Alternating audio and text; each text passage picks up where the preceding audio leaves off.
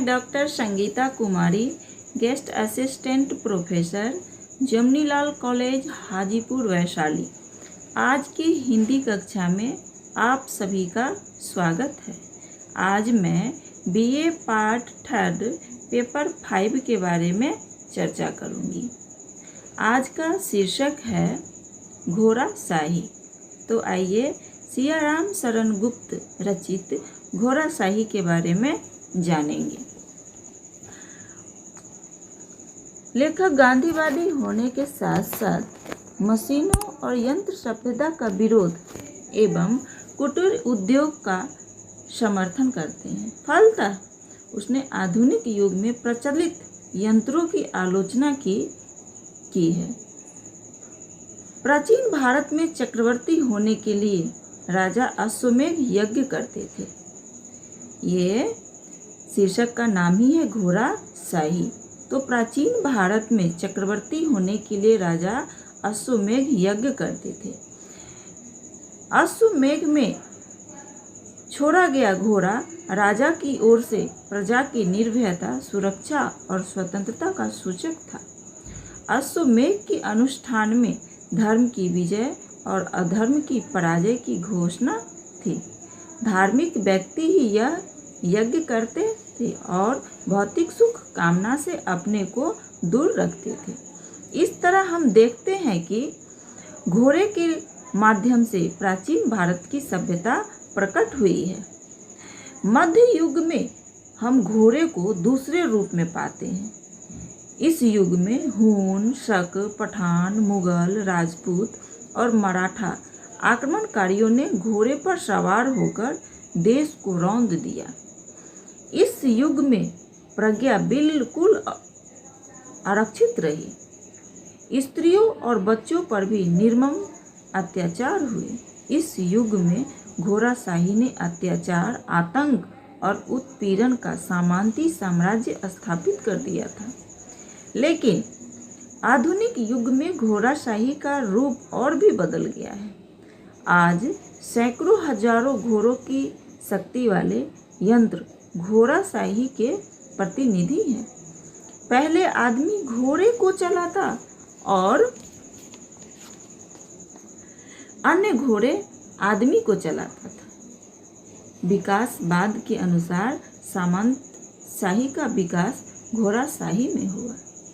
इस युग में घोड़ा पशु नहीं है, लेकिन उसमें पशुता है और निसंदेह पशु की अपेक्षा पशुता बुरी होती है।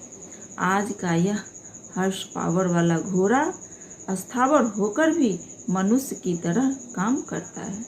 वह एक जगह स्थिर रहकर भी सर्वज्ञ विद्युत प्रकाश और नल जल प्रदान करता है, लेकिन इसमें हमारा काम छीनकर हमें बेकार बना डाला है।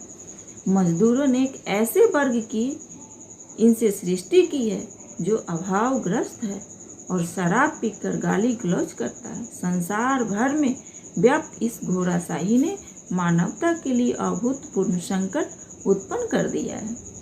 सामंतशाही और घोड़ाशाही, घोड़ों में बहुत अंतर है। ये सामंतशाही और घोड़ाशाही दोनों घोड़ों में बहुत अंतर है। सामंतशाही के घोड़े थोड़े समय के लिए ही जनता को रौंदते और तबाह करते हैं, और घोड़ाशाही के घोड़े की तरह वे हमें तिल तिल कर निरंतर जिवह नहीं किया करते। आज के घोड़े का शरीर लोहे और बल दानव का है। सदियों के घोड़े और घुड़सवार मिलकर भी संख्या या बर्बरता में इसका सामना नहीं कर सकते। रावण और दुशासन जो नहीं कर पाए, घोड़ाशाही उसे करने को प्रस्तुत है।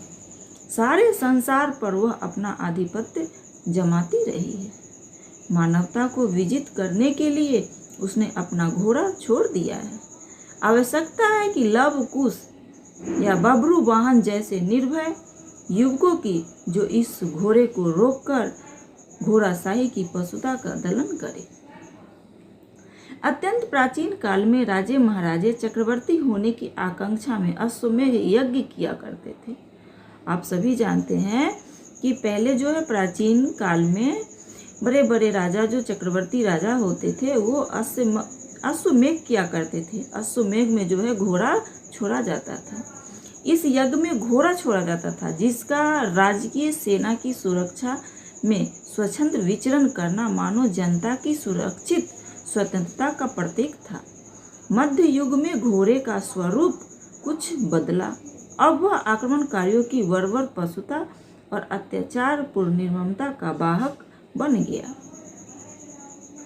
शक, हुन, पठान, मुगल, राजपूत और मराठा घुड़सवारों ने जनता को सदियों तक अस्त और संकटग्रस्त बनाए रखा। यहाँ घोड़े का पशु रूप प्रकट होता है, लेकिन आधुनिक युग में घोड़ा बिल्कुल नए रूप में आया है जो आजकल यह यंत्रों के माध्यम से प्रकट हो रहा है। लोहे या इस्पात के शरीर और दैत्य के प्राण लेकर हजारों शक्ति वाला यह यंत्र रूपी घोड़ा संसार को अपनी प्रभुत्व सीमा के अंतर्गत बंदी बनाता रहा है। मध्य युग में सामंतशाही का घोड़ा आता था और क्षण मात्र में गांव गांव रौंद कर चला जाता था। उसका प्रभाव अस्थायी नहीं था, लेकिन आज का यह यंत्र रूपी घोड़ा एक स्थान पर जमकर मनुष्यों को वहीं खींच लेता है और उन्हें अपनी सवारी में जोतकर तिल तिल करके मारता है। पहले घोड़ा सवारी करता है, आज वह सवार हो गया है। सामंतवादी को सामंत करके आज घोड़ाशाही प्रबल हो रही है। इस घोड़ाशाही ने मनुष्य की सभ्यता को आक्रांत कर लिया है। सामंतशाही के घोड़े की विनाश लीला बिल्कुल प्रत्यक्ष थी, लेकिन उसका प्रभाव शीघ्र मिट जाता था। इसके विपरीत इस यंत्र रूपी घोड़े की लीला परोक्ष रूप से और व्यापक प्रसार करती हुई चल रही है। देश की संस्कृति नष्ट होती जा रही है। गांव का अवकाश भरा आनंदपूर्ण जीवन अब नहीं रहा। अब तो मजदूरों का व्यस्त और सभ्य जीवन ही सर्वत्र देखने को मिलता है। अपने इस दुष्परिणामों के साथ पूंजीवाद की यह घोड़ाशाही सारे संसार का वैभव शोषित कर लेने पर तुली है। आवश्यकता है ऐसे साहसी निर्भय युवकों की जो यंत्र सभ्यता के इस बढ़ते हुए प्रसार को रोककर कुटीर उद्योग और गांव के आनंदमय जीवन को विकसित करे। धन्यवाद।